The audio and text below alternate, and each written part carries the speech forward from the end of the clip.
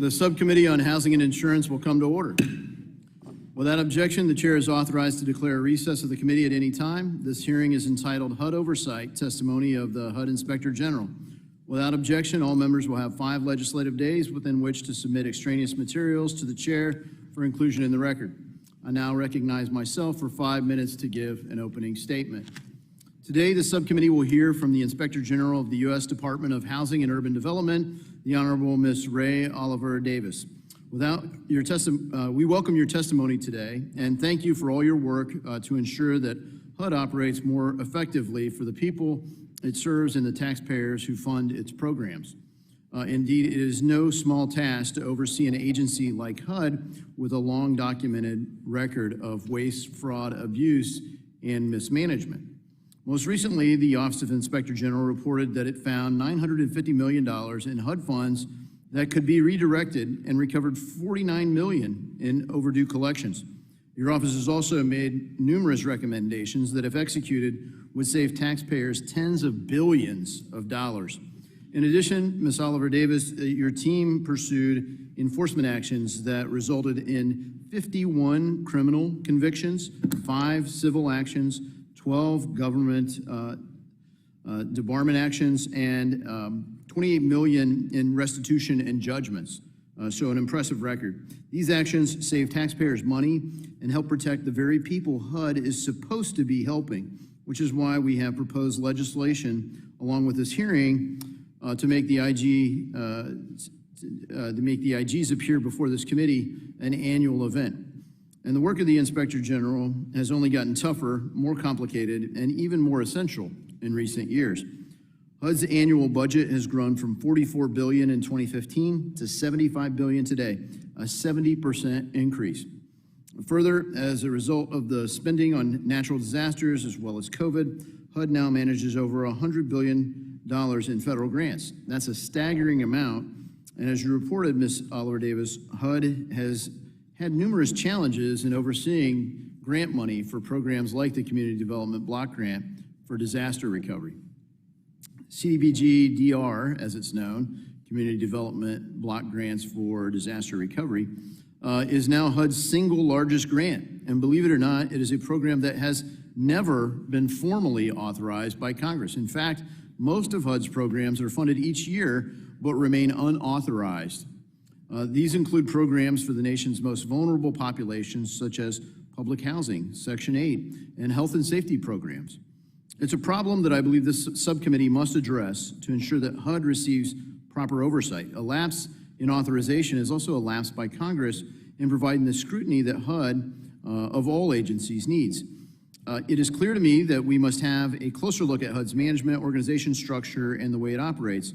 Creating a smarter, better run, more efficient HUD should be a goal we all share, which is why I have proposed setting up a new bipartisan independent commission to study what works and what does not work within HUD's current organization. Then they would report back to Congress on how we can streamline HUD's operations to better get productivity and the actual outcomes that we seek for the same kinds of dollars we're currently spending. Thankfully, however, we are able to hear from the Inspector General today, whose boots on the ground at HUD have done important work in highlighting some of the agency's most serious deficiencies. Notably, Ms. Oliver Davis and her team have found a shocking abundance of health and safety concerns in HUD-assisted properties. For example, one report identified almost 33,000, quote, life-threatening exigent health and safety issues in public housing.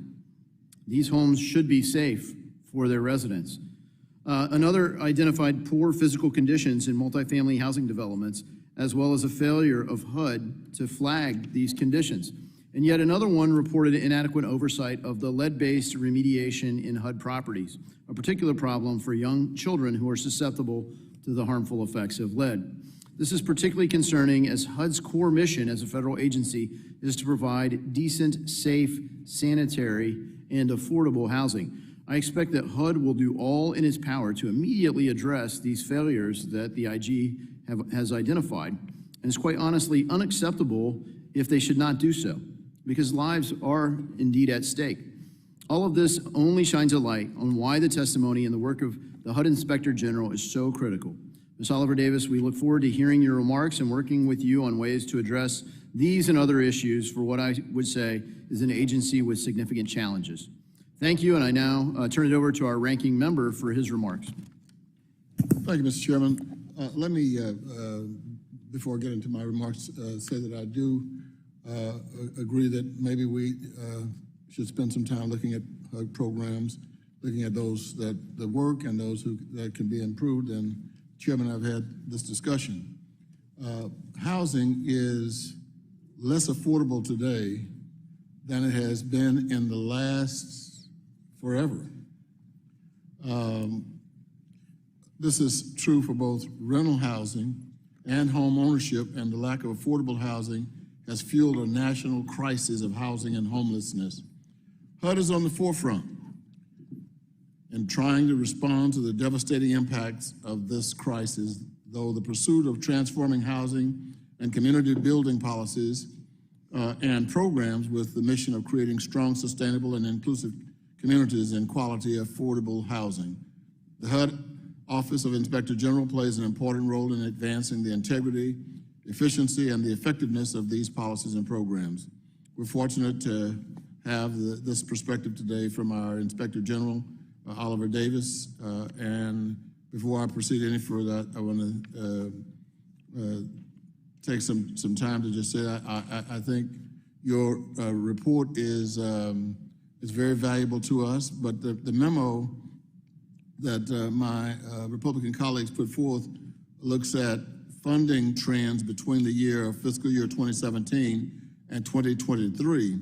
First, rather than 5 years, this would be a period of 7 years. That is a small but very important detail. Second, the increase from fiscal year 2017 to 2023 in regular appropriations, not accounting for emergency funding, would be $20.4 billion. More than half of this increase was driven by increases in per unit costs to renew existing subsidies, which are primarily driven by increasing rents in March of 2017. The average monthly cost of a voucher was $682 per month. In March 2023, it was $896 per month, according to HUD. That is a 30% increase in rent costs from 2017 to 2023. This is the result of inaction on the affordable housing crisis by Congress, including the inability to pass any of the number of bills that Democrats have put forward to lower costs. I'm pleased that this week, under the leadership of Ranking Member Maxine Waters, Congress has again seen the introduction of the Housing Crisis Response Act, the ending of homelessness through the Ending Homelessness Act, and the Down Payment Toward Equity Act. It is my continued hope that this committee can find bipartisan support on a housing bill of substance during this term. Another $2.98 billion of the increase in funding for HUD from fiscal year 2017 to fiscal year 2023 is attributable to congressional directed spending, earmarks, whatever we want to call it, which were not funded in fiscal year 2017, but were funded at $2.98 billion in fiscal year 2023. These two factors, rental assistance costs and earmarks, account for most of the increased funding for HUD since fiscal year 2017, 65% of the increase excluding emergency rental assistance. Despite increased funding at HUD, several challenges remain. In the period between 2012 and 2019, the number of full-time equivalent employees at HUD declined from 8,576 to 6,837. This was a reduction of 20% and presented serious risk to HUD's ability to deliver on its mission. President Biden's fiscal year 2024 budget requests funding for 8,635 full-time employees, which is still below the capacity of the agency in 2012. As noted in testimony, a common theme in HUD OIG oversight findings has been that HUD does not have the capacity necessary to address the challenges it faces, and that the department is underfunded and understaffed. And while the memo put out by my Republican colleagues point out that HUD had 985 outstanding recommendations open from OIG, we should also note that that number is down from 2,335 in 2027, a reduction of more than half. Mr. Chairman, I will forego the remainder of my comments and use them during the question and answer period. Thank you. Thank the ranking member. Today we welcome the testimony of Inspector General Ray Oliver Davis. She was sworn in as the Inspector General for HUD on January 23rd of 2019. Previously, she served as the Acting Assistant Inspector General at HUD, and then prior to that as the Chief Investigative Counsel for the Office of the Special Inspector General for the Troubled Asset Relief Program. She earned her Juris Doctor degree from the University of Memphis. We thank you for taking your time to be here. Without objection, your written statements will be made part of the record. Inspector General Oliver Davis, you are now recognized for 5 minutes to give your oral remarks. Good afternoon, Chairman Davidson, Ranking Member Cleaver, and members of the subcommittee. Thank you for inviting me to testify about my office's oversight of the U.S. Department of Housing and Urban Development. HUD plays a critical role in the American economy, providing billions of dollars for rental assistance, preventing homelessness, and recovering from disasters, as well as ensuring trillions of dollars for mortgage insurance and guaranteeing trillions of dollars in housing finance. The stakes are high for HUD and its 40,000 program participants. If they do not deliver, there are significant economic and health impacts on communities and vulnerable families. The supply of affordable housing has reached unthinkable levels, and many low-income families have been waiting for vouchers to help them find a home to rent. What is available has fallen into disrepair, exposing residents to health hazards like mold, infestations, lead-based paint, or collapsing structures. Communities ravaged by natural disasters have been waiting years for HUD funding to help them recover and build back stronger. HUD faces significant challenges in executing its programs, many of which are long-standing because they are complex and the solutions are not easy.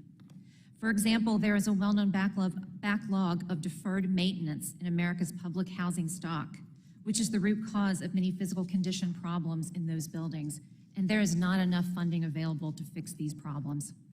HUD cannot control that, but it can control how it oversees public housing authorities through the inspection process, and HUD can control how it monitors the remedying of deficiencies found during inspections. We recently issued reports finding that HUD needs to do more to ensure inspections happen timely and that those with historically poor scores receive priority for inspections. We also found HUD's field offices need to be more consistent in their oversight of the housing authorities' handling of emergency health and safety findings and inspections. Oversight of housing authorities and other program participants is a major key to HUD's success. HUD must ensure they execute effectively, efficiently, and with integrity. HUD is also facing enterprise-level challenges. HUD's staffing has decreased over the years while its program responsibilities have grown. Many of its experts are retiring, which strains the support that it provides participants and threatens their customer experience. HUD has also been uniquely challenged in managing IT modernization and cybersecurity efforts, resulting in too many of its programs running on old systems that were not built for today's business world and are not optimized to gather the right information nor to protect it. My office's approach is to focus on the spaces that HUD can and should control and help them to deliver the best they possibly can. Since becoming the HUD Inspector General, my goal has been to make a difference, and our strategy is centered on that goal. Last year, we released our first Priority Open Recommendations report, highlighting the open recommendations that could have the greatest impact. This effort helped push HUD to bolster its oversight of assisted housing near contaminated sites, strengthen its hiring process, close gaps in cybersecurity framework, and enhance its strategy for increasing utilization of vouchers. HUD deserves recognition for this significant progress, but there is more work to be done. Looking forward, 2 areas of focus for my office are safety hazards in assisted housing and fraud risk management. We are attacking safety hazards in assisted housing at the community level by reviewing unit conditions and lead hazard management at housing authorities across the country. We've increased criminal investigations into bad actors in this space, targeting landlords, contractors, and inspectors who knowingly fail to follow environmental and safety requirements or who sexually assault or harass tenants. We have also recommended HUD review fraud risk in each of its programs and enhance controls that prevent fraud. HUD's historical position has been that its grantees are primarily responsible for managing fraud risk. Our oversight has shown that many grantees struggle in this area, especially those responding to disasters that are already challenged in building capacity and establishing strong internal controls. We have launched our own audits to review fraud risk and management practices at the Puerto Rico Department of Housing, who is currently overseeing $20 billion in HUD funding, as well as several entities that received pandemic emergency solution grants. Congress appropriated overall $4 billion for this program during the pandemic, which represents a 1,391% increase in funding for these grantees. As we continue to fight fraud, waste, abuse, mismanagement, and misconduct in HUD's programs, we look forward to working with this committee to help HUD improve its delivery for Americans, and I look forward to answering your questions today.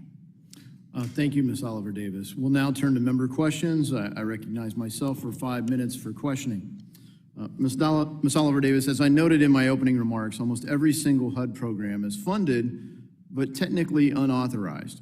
This means that they are not receiving the proper scrutiny from Congress, and your office has conducted numerous audits, investigations, and other actions that further demonstrate a critical need for actual oversight. For example, in one of your reports published last month, you noted that HUD is in violation of the Payment Integrity Information Act of 2019 when they failed to report improper and unknown payment estimates for the Office of Public and Indian Housing's tenant-based rental assistance program and the Office of Multifamily Housing's project-based rental assistance program. From my position, it's frustrating because Congress passed this law and HUD simply hasn't abided by it. There are other programs going on in DC. Thankfully, the DC Inspector General uncovered an example that clearly has criminal implications where the DC Public Housing Authority was forgiving rental payments, not collecting money that's owed to HUD, i.e. the American taxpayers, and then charging others in excess of the amounts owed. And it's not clear from anything I've read that HUD is actually taking action to do anything about it. So I applaud your work, Ms. Oliver Davis, for highlighting the problems like this that are going on. And I think that's the tip of the iceberg. So when I think about the challenge of HUD, America broadly supports a social safety net, and HUD offers one of the most important ones, housing, a place of shelter, a core need for just human survival. And it doesn't do as good a job at it as we think they could.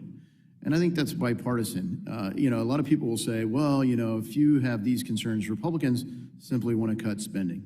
Well, that's not entirely true. We support the idea of a social safety net. And frankly, if Republicans are accusing Democrats, you just want more free stuff for more people. Well, that's not entirely true. They would just want people to not have the need in the first place, ideally. But there are needs and there are challenges. And so that's why I hope that we can get one of the bills that we noticed for this hearing across the finish line, which would create 2 Republicans, 2 Democrats, give them a period of time to work together. And it takes off the table the scary things that we're going to somehow cut funding or that we're going to somehow launch more free stuff for more people and expand the scope of the programs. So what would they do? Well, my hope is, and I think the ranking member's hope is, that they would make the program better so that by the end of this 118th Congress, we could have passed a bill that not only addresses the authorizations for HUD that have lapsed, but it prioritizes the things that are most needed. That it maybe addresses benefit cliffs, maybe simplifies the role for the social worker who would sit down with someone in need of assistance, who would then look at a simple income and asset test versus a patchwork and what have you. Surely there are ways to make this system work better for the people that it's supposed to serve. Surely there are ways to manage the maintenance budget more effectively so that the houses are properly maintained. I had someone tell me that they believed that NYCHA could be run better as a literal commune, because at least the people that live there would fix the place. I don't know how that goes. We may have field hearings to kind of look at some of these situations around the country. But, Ms. Oliver Davis, when you look at what HUD does, what do you think they do best? Oh, thank you for that question. You touched upon a number of topics that are quite important to my organization, our oversight. In terms of what HUD does well, that's something we're always striving to accomplish on our oversight, is give credit where credit's due and make sure that we highlight places where HUD has made progress. I would note it's a vast mission. As I said in my opening statement, there are 40,000 program participants that help HUD carry out that mission, so it is not without its challenges, and especially when we look at capacity challenges like we've been talking about. In terms of what HUD does well, I believe the ranking member flagged the closure of recommendations. We have worked very closely with HUD. We had over 2,000 outstanding recommendations when I became Inspector General, and that's something that HUD has worked very hard on. In addition, they are closing what I would call priority recommendations. We issued our first top priority recommendations report last year in order to focus the leadership on what's truly important. Thank you, and we'll have to get to more. My time's expired. And I now recognize Congresswoman Velasquez, the gentlewoman from New York, for 5 minutes. Thank you, Mr. Chairman. And I am happy to hear you saying that you support the safety net. And I believe you, but when we look at the Appropriations Committee and the Republicans in the Appropriations Committee, they approve an estimated $131 billion cut to top-line spending level for fiscal year 24, effectively cutting next year's federal spending to FY22 levels. Under the Republican proposal, HUD programs will be cut by over $22 billion, more than a 25% cut from FY23 levels. In a letter to Ranking Member DeLauro, Secretary Fudge said that almost $1 million tenant-based and project-based Section 8 participants will lose their assistance. HUD's Public Housing Operating Fund will face a 78% cut, and almost 100,000 fewer people experiencing homelessness will lose their assistance. Inspector General Davis, your report on HUD's top management challenges highlights ensuring access to and the availability of affordable housing as a top challenge for the department for fiscal year 23, specifically citing preserving its aging housing stock as a significant concern. As you know, the public housing capital backlog is currently estimated at more than $70 billion. In your view, is there a correlation between this capital repair backlog and HUD's ability to meet this critical management challenge?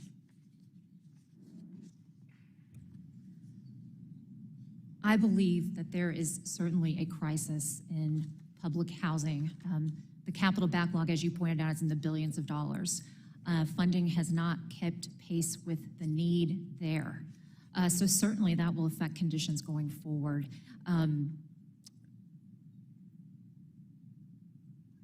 Funding cuts, as you mentioned, will be the responsibility of the Secretary, certainly, to prioritize and to figure out, frankly, what to do should those funding cuts come down the pike. You know, my oversight is definitely focused on what can HUD do with what it has, certainly, and I think that is an area where HUD is struggling. It's struggling in its oversight of public housing and its program participants. So what you're saying is that if HUD was appropriated more money to address the deterioration of its public housing infrastructure, it could address this challenge. Well, I don't think it would be reliant solely on HUD.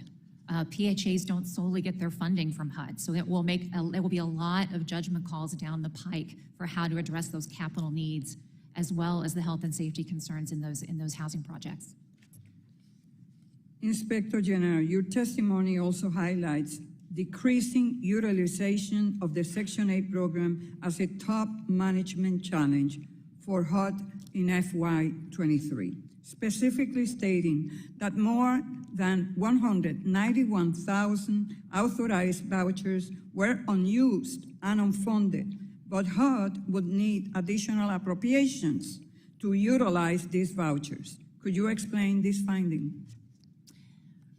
We focused on voucher utilization because it's a key part of rental assistance. It's a key part in ensuring that we have affordable housing. Given the capital improvements and the aging public housing stock, the natural answer is to segue to the private sector and to find rental assistance for individuals.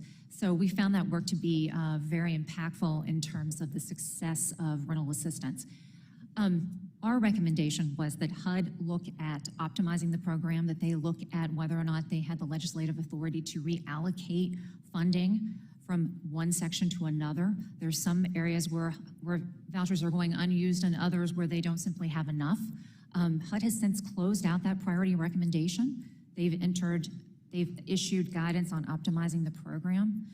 They have several things that they're exploring, and so we look for the implementation of that to see how that goes. I just would like, thank you for that answer. I just would like to say to my colleagues on the other side that it is unfair to starve a Department of Resources and then criticize it for not meeting its mission. I yield back. The gentleman from Missouri, Mr. Lukemeyer, who's also the chair of the Subcommittee on National Security, is now recognized for 5 minutes. Thank you, Mr. Chairman, and welcome Ms. Alvarez to our committee today, and thank you for the good work of your team. You know, this hearing is probably one of the most important we have all year from the standpoint that hearing from you and your report enables us to do our job, which is provide oversight over the agency and its programs. And so you are an integral part of that oversight. Thank you for what you do and for being here today. With that being said, did you do any sort of oversight or counting of noses on how many people actually show up for work every day at HUD? Congressman, we've not done any work on that, actually. We did some work initially on HUD's capacity during the pandemic to go into full telework mode, but we've not done any sort of look into who's coming back into the office at this time, no. Okay, thank you. It's a really important question from the standpoint. We see a lot of agencies that still have way too many people working from home, and it really hurts the efficiency of the agency, so thank you for that. With regards to grant management, we talked a little bit about that, I think. In your testimony, you talk about HUD's challenges in overseeing over $100 billion in federal grants, and that the office found that HUD had difficulty ensuring that grantee expenditures are eligible and supported, as well as requiring complete financial and performance information. You also found that HUD struggled with spending these funds in a timely fashion, a particular problem considering billions in disaster grants HUD is responsible for and managing as part of the Community Development Block Grant Program. In your opinion, does HUD have the capacity and competence to effectively oversee such enormous levels of spending through these federal grants?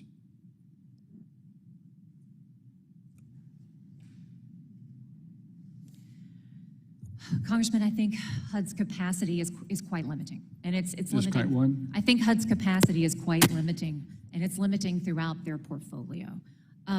Whether we're talking about grants or we're talking about public housing or voucher assistance, frankly, it is one of the #1 top. So when you say challenges. capacity to do this, they don't have the people, enough people. They don't have the people with the capabilities of doing this. They don't have the training. What's the problem with their capacity to handle the problem? We talk to external stakeholders about HUD's capacity. They say that the skills are concentrated in particular parts of HUD's workforce, some of which are about ready to retire. We have recommendations about IT solutions that will require money. That's capacity. We have an attrition of individuals that I think has already been discussed on the committee. They've attrited 13% over 10 years at HUD. So there is a shortage of capacity in terms of all of the oversight that we're talking about. I would call it the #1 management challenge, frankly. That begs the question, if they don't have the capacity to do this and they're handling over $100 billion, what should we do different? Should we restrict their ability to do this since we're not doing it? I know one of my questions here shortly is with regards to fraud risk management. If they can't do fraud risk management, we're just throwing money off of a roof and hope some of it lands in somebody's hands. Is that a fair characterization here? There has to be prioritization, certainly. HUD has to do the best it can with what it has. In terms of fraud risk management, there are some things that they can do that will not require additional bodies. Now, please keep in mind, I've not done a workforce assessment of HUD, but I can tell you putting together a checklist at the program level of issues that a particular program has that makes it susceptible to fraud, that's something that can be easily accomplished in my mind. It's something that we're pushing the department to do. Well, that brings up the question with regards to improper payments. It's been 9 years in a row now that we've seen HUD not be compliant with the Improper Payments Act. 9 years? Is it going to turn around in the next 9 years, or what do we need to do to get somebody, shake them by the shoulders and say, hey, things have got to change? This is definitely a concern. We want HUD to be able to evaluate its programs, identify the risk for improper payments, get an estimate of improper payments, and then mitigate these things going forward. What it's going to take for the tenant-based rental assistance and the PBRA, which is 40% of HUD's expenditures, it's going to take a technological solution. It's going to take them having a platform where they can take in tenant files, secure PII, and validate the information. Ms. Oliver Davis, you've outlined to me here today that we don't have the management, the capacity to handle a $100 billion program here. So how do we affect this program in a way that can be successful? If we're going to sit here and hope things change, hope is not a solution. That's not an effective strategy. We have to have somebody's going to have to be answerable for this, and we got to be a shakeup someplace to be able to get things changed. Otherwise, nothing's going to happen except more money being wasted. Is that a fair assessment? Well, I believe HUD has to focus. They have to focus. They have to have the modernization of their technology, and they have to focus on the improper payments, and they have to see fraud as a risk. So what you're saying is we need change. Thank you. Thank you, Mr. Chairman. The gentleman's time has expired. The gentlewoman from Michigan, Ms. Tlaib, is now recognized for 5 minutes.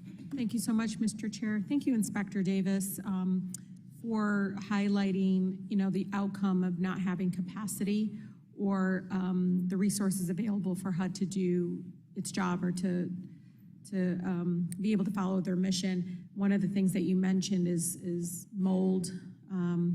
You may have mentioned lead.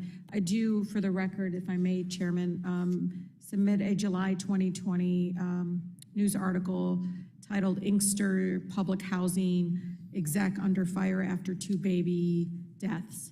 And the claim from the family, and there's investigation going on that they were exposed to mold or to lead in that HUD home. And so, Inspector, the outcome of not having the capacity or the resources available for HUD to implement on the ground to protect the families that are in housing is very detrimental to the communities that I represent. You had noted in your testimony that HUD has roughly 30% fewer employees than it did 10 years ago, that a common theme in your findings was that HUD does not have the capacity necessary to adjust the challenges it faces, even though we increasingly have seen the housing affordability crisis get worse every single year. Can you talk a little bit about the instances and what has resulted because of the lack of capacity that has prevented HUD from being able to effectively address the nation's housing challenges? Well, thank you for the question. I think that we are seeing capacity and a lack of capacity play out throughout HUD's portfolio, certainly in oversight. HUD has to rely on program participants to carry out its mission, whether we're talking about public housing, we're talking about rental assistance, throughout. We're talking about grants, disaster relief, and they have to have oversight of those program participants, and they're really suffering in that respect. In terms of housing, we have quite a focus on unit conditions right now. I mean, I have launched an initiative, an environmental initiative looking at lead, looking at living conditions. I also have an initiative looking at sexual harassment in housing.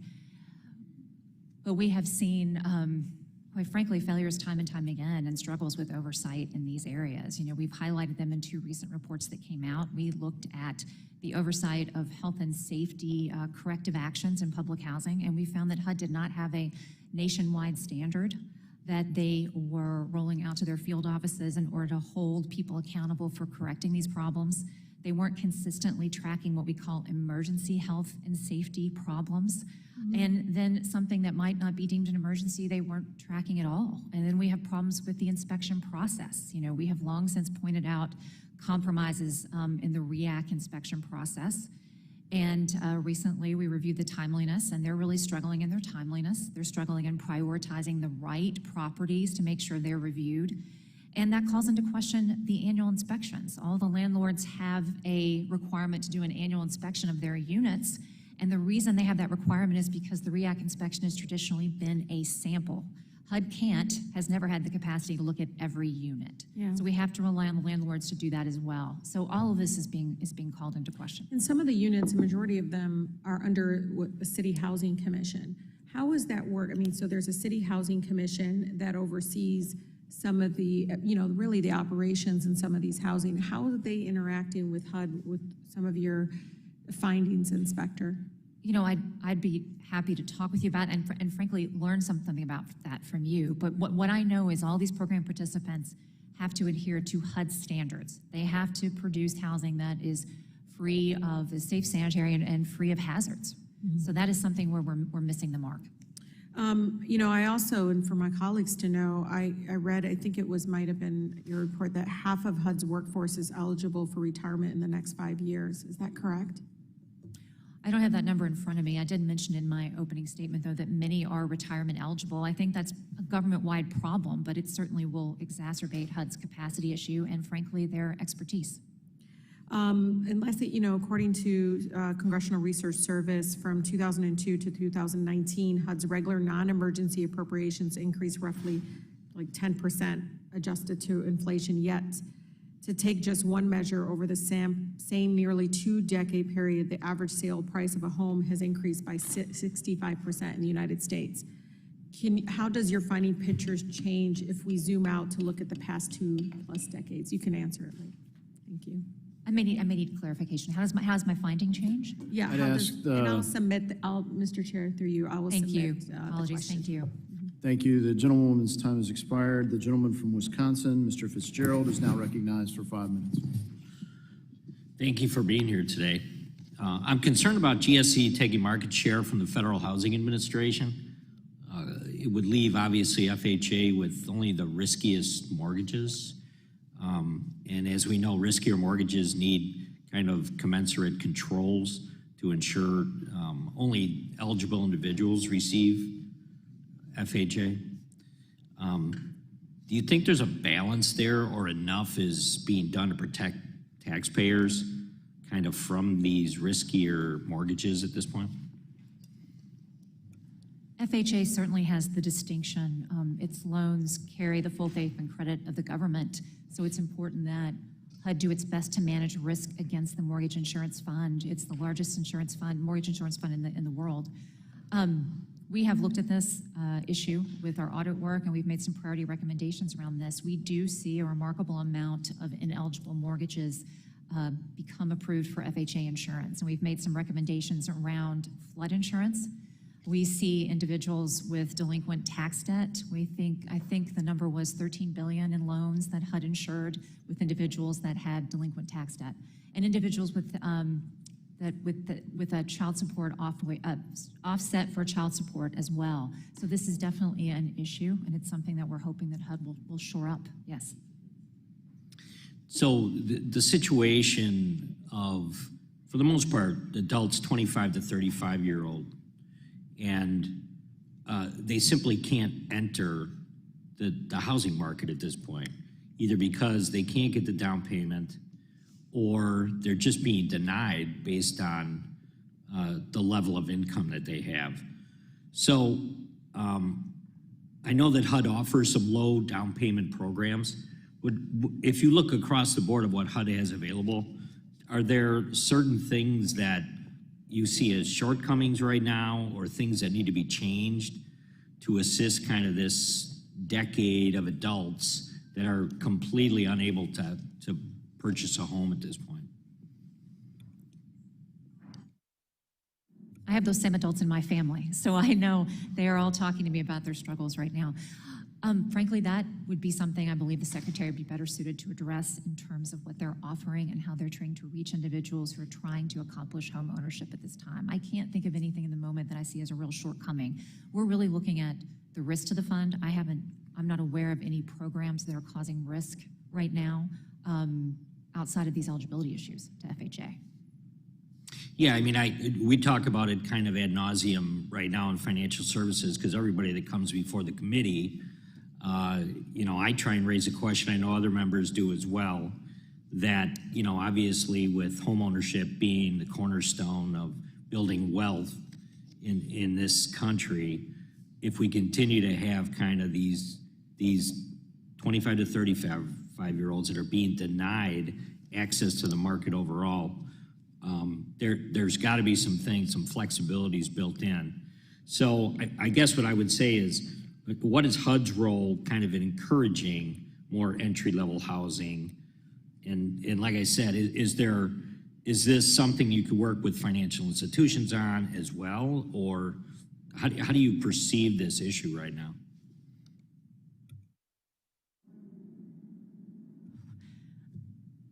I understand the concern. Our oversight hasn't touched that necessarily. We've been looking at, the riskiest parts of HUD's portfolio and making recommendations there. I'm not sure I'm doing my best to answer your question here, but I think the secretary would have some thoughts on how they can extend options for home ownership. Yeah, I mean, in the minute I have left, Sure. There's kind of direct messaging that's being done to these individuals. It could be any of the social websites, it could be Instagram or whatever it might be, where they specifically talk about the difference between a 35-year-old in 1995 compared to a 35-year-old right now. The home they're trying to purchase is almost 4 times the price, and their ability to pay is not even close to being equal. I don't think anybody on the committee is trying to waive, I certainly am not, trying to waive any of the basic points that you would look at when you're trying to make a mortgage. But what we're trying to say is, I think, that if there is a way to try and accommodate or to make changes to programs that would allow them the ability to get into the market, there's a lot of different programs, obviously, on the private sector, but certainly FHA should be aware of this and should be working on it.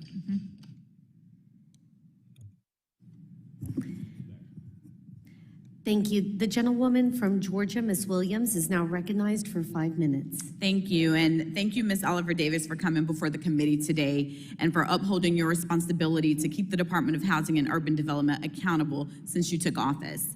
It's disappointing to hear some of my colleagues on the other side of the aisle continue to complain about HUD programs and the management of the agency when nearly 2 years ago, late October of 2021, we held a hearing to discuss the housing provisions of the Build Back Better Act. It was an opportunity to replace the dollar signs with faces, real people, to really see how much it will harm the people that we're sent here to represent. To not make these investments was devastating for a lot of people that I represent in Atlanta. To see the human impacts of the decisions that we make here in Washington should weigh heavily on all of us. At that time, 39% of all individuals experiencing homelessness in our country were Black. Y'all, we are only 12% of the US population, but 39% of Americans experiencing homelessness are Black.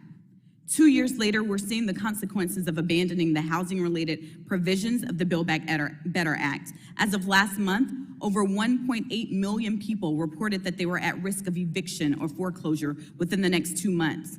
Nearly 54% are Black or Latino. I consistently remind everyone who is willing to listen that the city of Atlanta, the heart of my district, has the widest racial wealth gap in the nation. And I just heard one of my colleagues on the other side mention how home ownership is a way to build that generational wealth. And without home ownership and the provisions and the policies and the opportunities provided by your agency, that racial wealth gap only continues to widen in my home district. What I've heard and read, we know that it's only going to continue to be more desperate for people that I represent until the Republican majority joins with House Democrats to put people over politics and actually look at faces and people and not just numbers and dollar signs.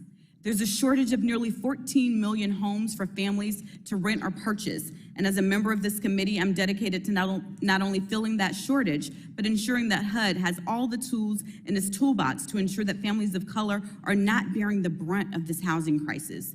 Ms. Oliver Davis, it's concerning to me that the Republican majority is fighting tooth and nail to roll back spending to levels that predate current housing cost and inflation. But you can ask any realtor or anyone looking to buy a home in Atlanta, housing costs are still sky high, y'all, and there's no rolling back on those costs in sight. Returning to fiscal year 2022 funding levels will result in funding cuts to HUD programs, less affordable housing, and more families losing their home. Ms. Oliver Davis, could you provide an analysis of the impacts these funding cuts may have on HUD programs, particularly in terms of HUD's ability to address housing needs and providing assistance to vulnerable populations? Thank you for the question. I think the HUD Secretary is best positioned to talk about how cuts could actually impact the department. Certainly in my oversight, we look at how HUD can do better with what it has. Look, less is less, right? Less money is going to translate into less aid. It's going to translate into less capacity overall. But in terms of where that money goes, how it's spent, I would have very little input or impact into that. But I believe the Secretary would certainly be able to speak to that. Thank you. It's critical that we understand that slashing agency budgets prevent public servants from doing their jobs and serving our constituents. Anyone here who has talked to their casework teams knows that a fully staffed and properly funded agency is going to be much easier for both staff and constituents to work with.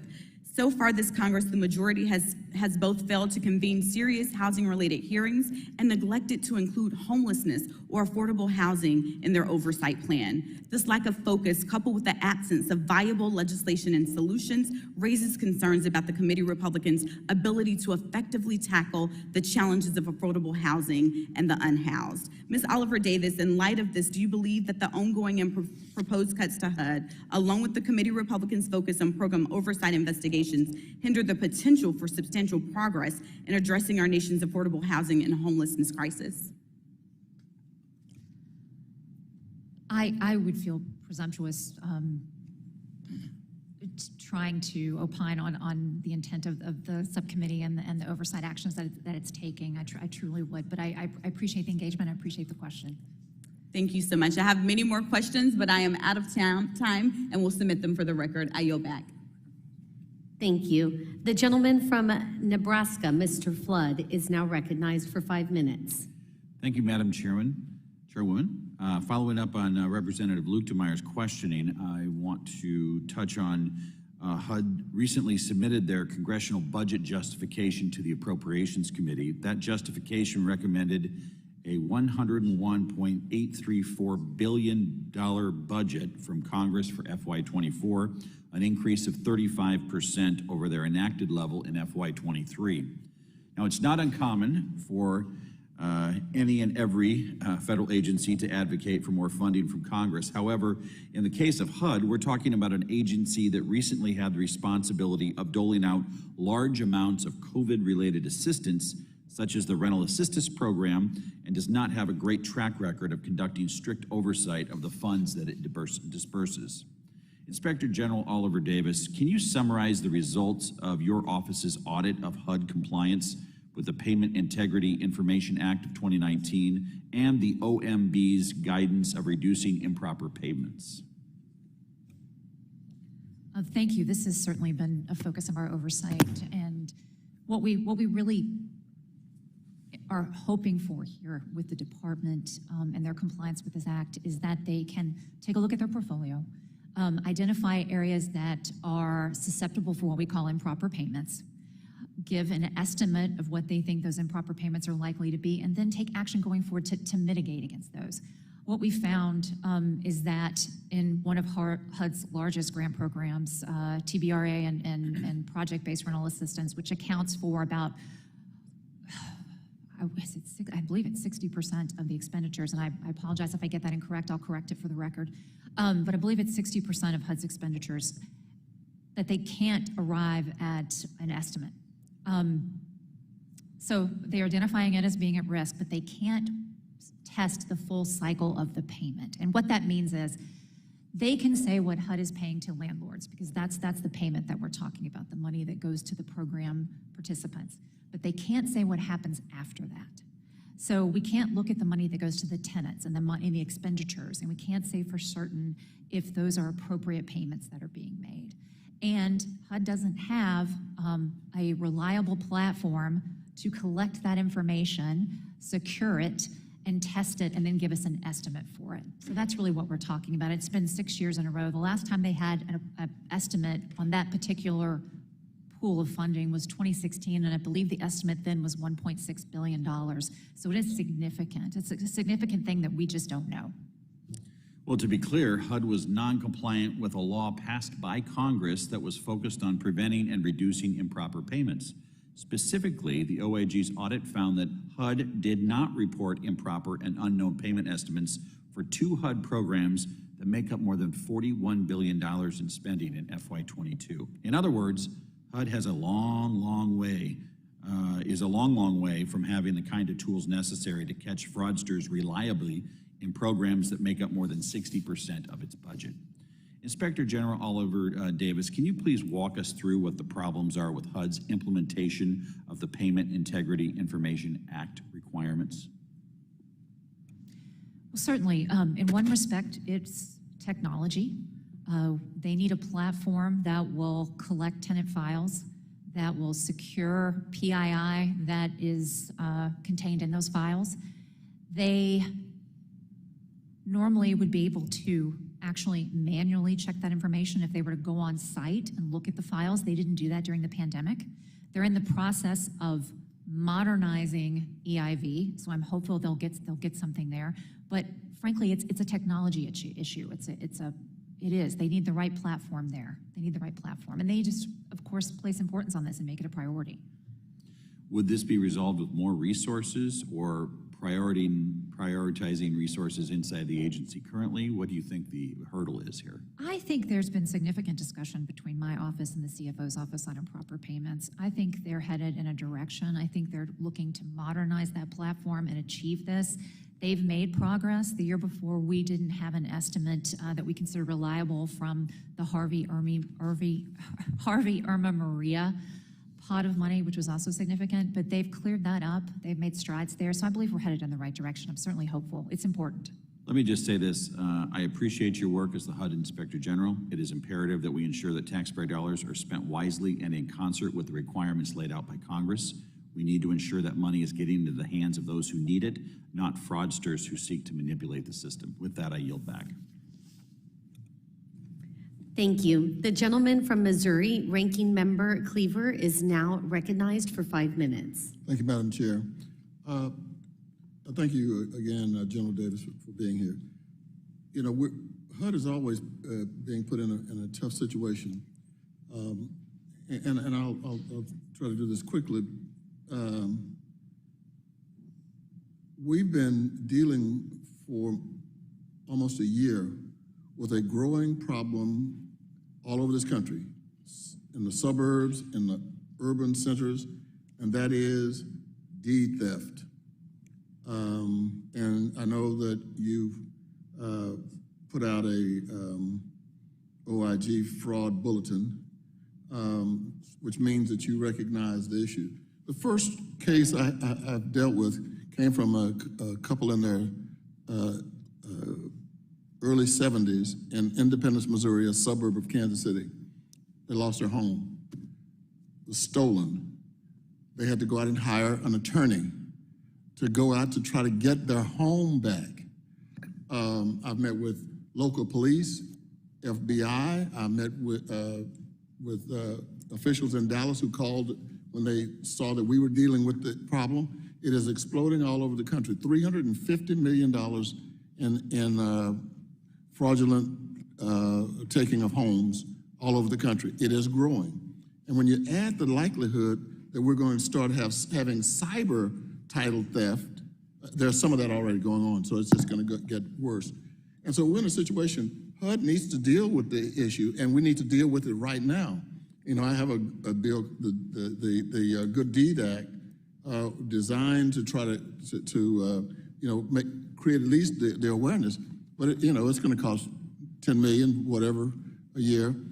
And then if you say to HUD, this is an important program, people are losing their homes, but you have to take the $10 million somewhere else. You know, you're squeezing the water in the balloon. We're going to have a problem. And I have become really concerned about this as black, white, suburbs, urban, New York, Los Angeles, Hollywood. People are losing their homes. And I know you're aware of it, but, and I don't think your office can handle it.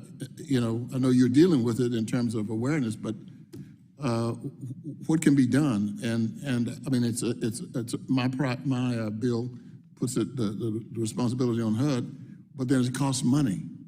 And so we say, well, we can't do this because it costs money. It's, thousands of people are losing their homes.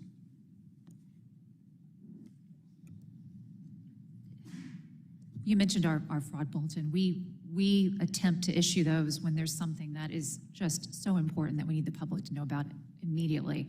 As soon as we started hearing about that scheme, we issued that bulletin. I haven't studied, frankly, what HUD can do about it. I'd love to learn more about that. I appreciate hearing about all the various examples that your constituents are suffering from. It's a terrible thing. It's something I'd have to investigate a bit more, talk to my staff about, but I would love to talk to you about it more.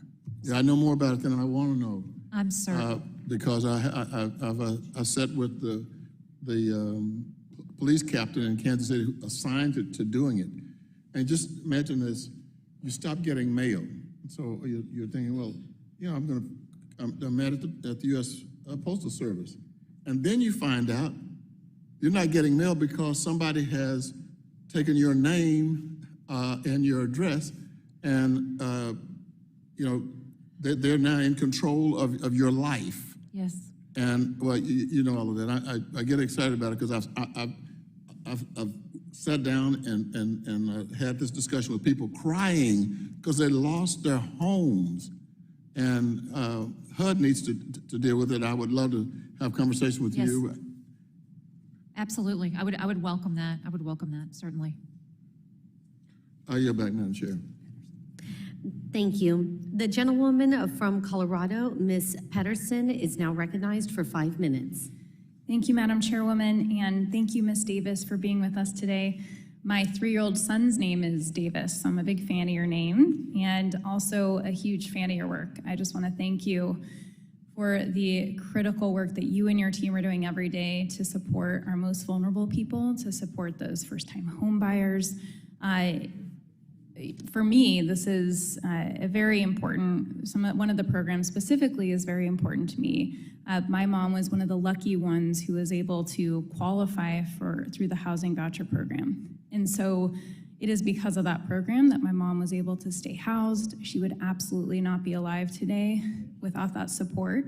And I can only imagine how much money your agency is saving the U.S. Every day at the local level because of keeping people housed. One of the difficulties that my mom, well, I can say that she was one of the lucky ones, but my dad, unfortunately, was one of the ones who was denied because the wait list was so long in Colorado. I was surprised to see that in a report that you submitted in November 2020, that the estimate was that 62% of the public housing agencies had unused vouchers. So I'd love to talk about what you are doing to make sure that you can increase the numbers of vouchers being utilized and what you're doing to make sure that it is more appealing, or what we can do to make sure it's more appealing for private owners. Well, thank you for pointing out our work. The Housing Choice Voucher Program is certainly important in going towards solving the affordability crisis that we see in this country. In terms of landlords, we have certainly recognized in our work that landlords often don't participate in this program. It is a problem. Just because someone gets a voucher, it doesn't mean for certain that they're going to get a home. And often they have to relocate and go elsewhere to find the home, away from family, away from their source of income, or simply away from their just community where they want to be. So there are challenges.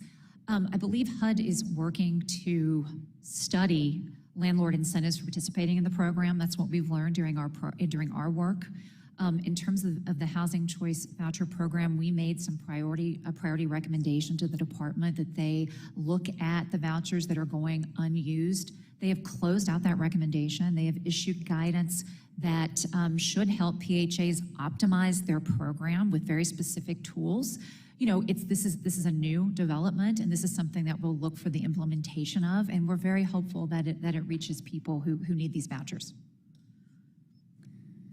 Great, thank you very much for that. And I know that something that you've covered in your testimony, a common theme is that the oversight findings has been that HUD does not have the capacity necessary to address the challenges that you face. We know that we continue to ask you to do more. The needs are so great, but you are understaffed and underfunded, and your IT is significantly outdated. What would it look like if we actually invested in the work that we're asking you to do, and how different would those outcomes be if we did what we needed it to on our side?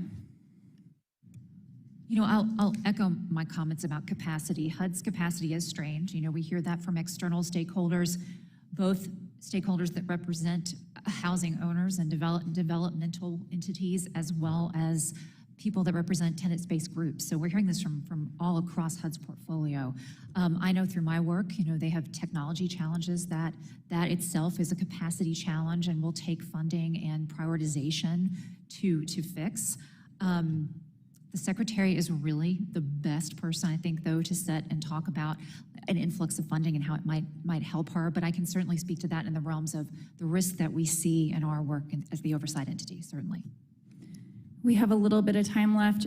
What programs are you most proud of that you think our constituents should know about? Well, I think I'm certainly proud of the work that we're doing overseeing the programs. HUD has a very, very, very important mission. I know if the secretary were sitting here, she would have many things to say about her pride in the programs and what they're doing for the country. I certainly have pride in our work. We're trying to make HUD the best it can possibly be with our oversight. That's our goal. That is our mission at the end of the day. So that's what I would say I'm most proud of. The people of HUD OIG are serving the community very well these days. They're making very good impact into HUD's programs. Thank you very much. I yield back. Thank you. The gentlewoman from California, Ranking Member Waters, is now recognized for 5 minutes. Thank you very much, and I'm very pleased about this hearing today because there are so many unanswered questions about housing. The one thing that we do know is we need more housing. We're in a crisis in this country. And I'd like to ask, in terms of your responsibility, usually I think of your capacity that you're looking at what happens inside HUD, what the personnel is doing, et cetera. I want to know how far does that extend? For example, if you discover that vouchers are not being used, do you go so far as to deal with the issues about why they're not being used? There are some communities that discriminate. They do not want Section 8 vouchers in their community. We had that problem in Los Angeles County. Does your investigation go that far as to say, yes, you have vouchers that are unused, but let me tell you what we know about what's happening in, say, San Bernardino County? Well, thank you for the question. We certainly look at the effectiveness of the program. So we look at how effective the program participants are in carrying out HUD's mission. If we see something that falls within our purview to actually open an investigation, we will certainly do so. If we see something that would be a fair housing violation, that would be something for the department to look at in their capacity, we would refer that to the department as well. We are looking for any kind of wrongdoing or abuse or waste that touch these programs. Oh, that's very good to know. Let me raise another question. Do you realize how long a person has to utilize that voucher, is there not a cutoff date for the length of time they're holding that voucher? That's a very good question. I don't know the specifics of that. I do not. I think there is a problem there. After a certain length of time, I think the voucher is no good. Please check that out, because if that's the case, we need to understand those communities where the housing is not easily available, and they need to look and look and look and find a landlord that will take that voucher, and that may take more time. So would you take a look at that also, please? I will look into that. I would love to talk to you more about that, to see if that is a far-reaching program. If you are having experiences with that, hearing about that from your constituents, I would love to hear about that. In addition to that, I heard you allude to the landlords, and there are complaints about, the local housing authorities and how they manage their responsibility working with HUD. And there are some complaints about whether or not they are required to do too much in order to get a person in. For example, if they find a vacant apartment, if the person finds it, and the housing authority has a responsibility for putting it in its top shape as mandated by HUD. What is being done to shorten that length of time but ensure it is safe and it is secure? Do you have any idea about things like that? Can I ask for clarification? Are you speaking about when they initially do an inspection before a tenant moves in? Yes, absolutely. Okay, I'm aware that is what is supposed to happen, that a unit should be inspected before a new tenant comes in. I'm aware of overall challenges with the inspection process, and we're now aware of challenges with annual inspections on the part of landlords. I can't speak to that particular issue in my work. I can't, but I'd love to hear more about that if you're aware of shortcomings What I'd like to know is whether there is a time certain that the housing authority must get that tenant ready, get that apartment ready for the tenants. Or can they take 3 months to do it, or 4 months? Or do they have to do it in 30 days? And if it's not being done, is that part of what you do? Now, I'm asking you a lot of questions beyond what I think, and I've always thought you were supposed to do, but maybe you know more about it. How far does it go? I think those are great questions. They're things that I would like to know more about, but I confess I don't know if there's a standard length of time that they have to inspect before a tenant enters a unit. I don't know that. That may very well be reflected in our work somewhere, and I would want to get back to you on that. Well, thank you. We have 3 or 4 things we need to talk about and delve into. Thank you, and I yield back the balance of my time. Thank you. I now recognize myself for 5 minutes. Thank you, Inspector General Oliver Davis, for appearing before us today. As the representative for a district that is predominantly Hispanic and which also includes one of the poorest counties in the entire nation, I'm deeply concerned about the Department of Housing and Urban Department's ability to consistently and safely execute its public housing mandate. Inspector, with a simple yes or no, does HUD have the capability today to ensure on a consistent basis that its grant programs are not exposed to instances of waste, fraud, and abuse? You're giving me a tall order here. I think it would be difficult to always ensure that grants are free of fraud. To me, that seems like something that is very difficult to do regardless of capacity. So with that asked, is there a better way to steward the dollars, the taxpayer dollars, that are being used right now in HUD? There are several recommendations that we have made that we deem priority that would certainly help in that respect. We have what we call slow spenders in the world of grants and the world of disaster relief. And those are entities that take a longer time to spend the money. We find in our oversight work, the longer funds hang out there, the more susceptible to fraud they become. So we have made a priority recommendation for the department to work more closely with grantees to ask them for projections on spending and to hold them accountable when they don't meet those, and to work with them to find out why, in order to set a course for, you know, a better future for that grant and that grantee going forward. So that's something that we could do. We could work closer with slow spenders. Fraud risk management is something that I can't speak enough about. It is a very important activity that we are urging the department to undertake. It's something they need to be doing at the program level. So if we're talking about a grant, the people that administer that particular grant, the people that get that particular program off the ground, they're best suited to talk about fraud in that program and to put anti-fraud measures in place and to do the testing. Again, the improper payment testing is crucial. All these things go hand in hand. So yes. So what I'm hearing is that currently there is no system in place to see what type of fraud is happening in the grant programs. Has there been a study done? A study on particular types of fraud? Yes, so we at HUD OIG, along with PRAC, the Pandemic Response Accountability Committee, which I serve on, we did a series of audit work looking at fraud in virtually every program that was touched by the CARES Act and the American Rescue Plan.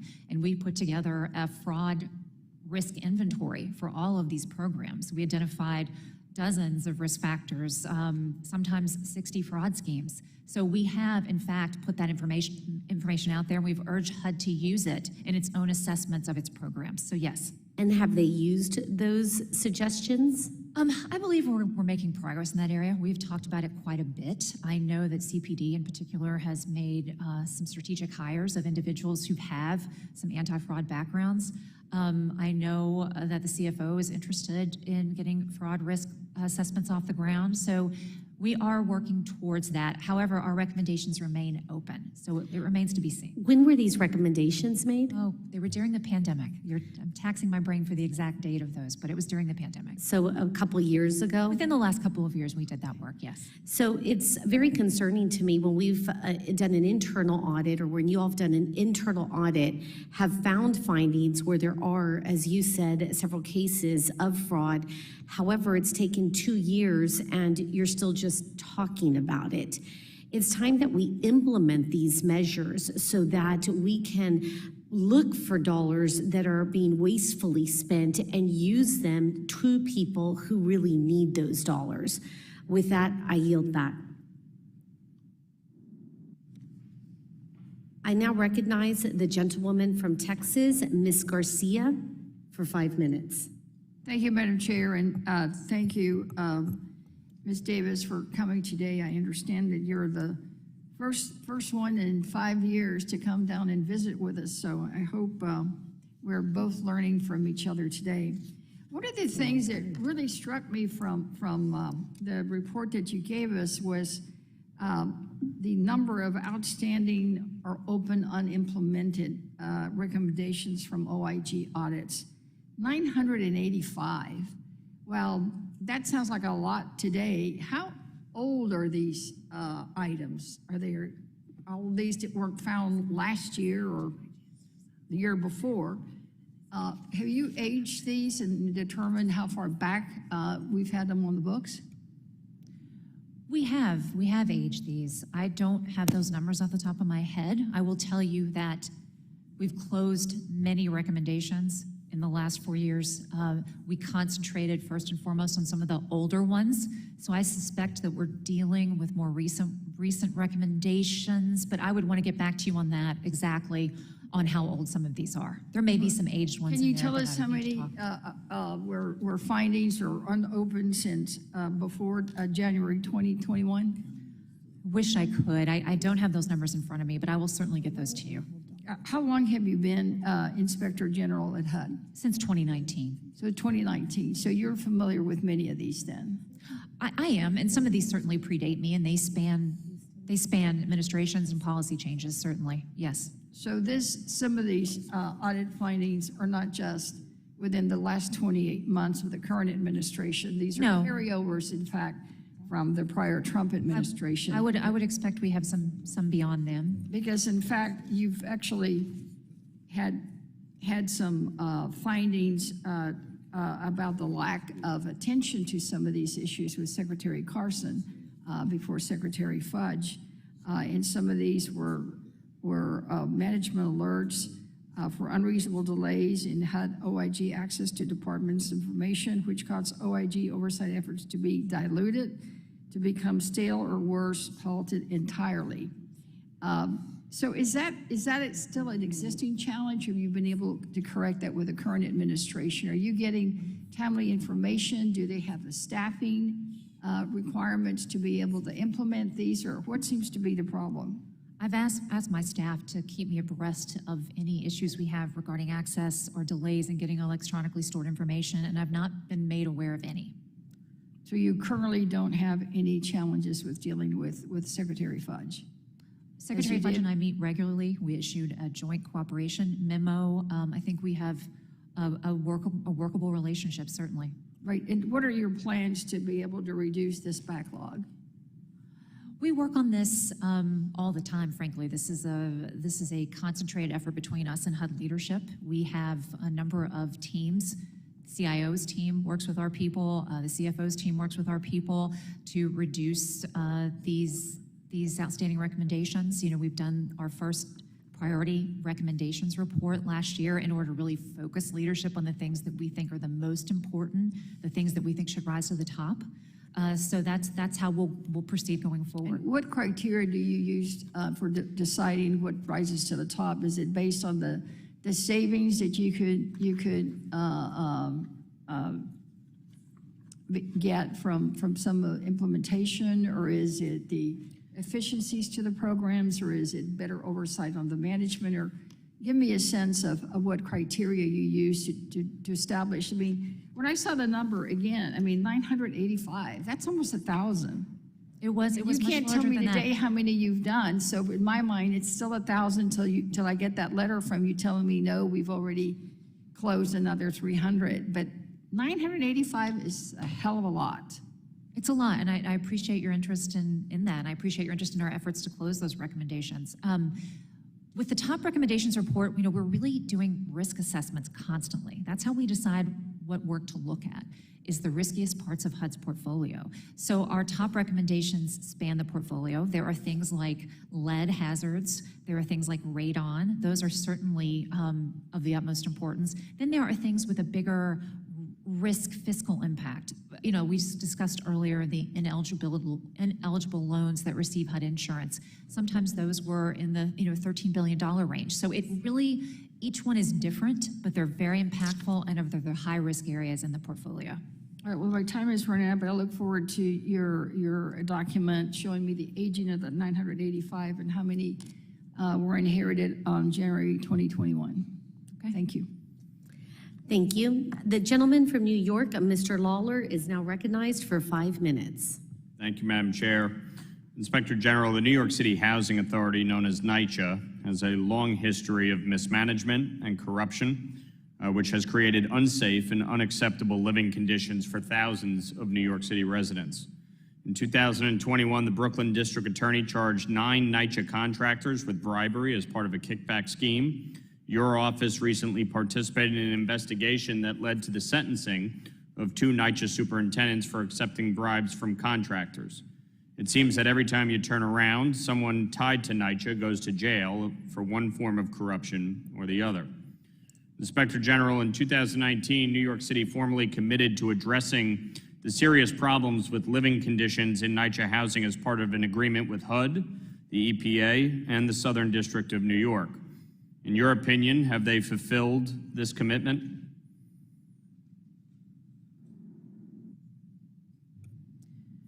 You're referencing the monitor that was assigned to NYCHA. We have not reviewed the activity of the monitor.